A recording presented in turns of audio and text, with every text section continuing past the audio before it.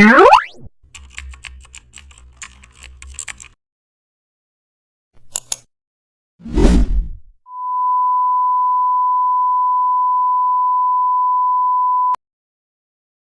back to the channel. Don't forget to like, share and subscribe for more update. Today we are explore an amazing topic of Photoshop, how to create tooltip hover box with custom shape.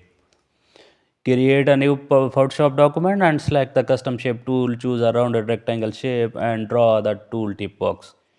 Change fill color to the darker tone. Select the triangle shape and draw a small triangle under the box. Rotate it to pinpoint downward.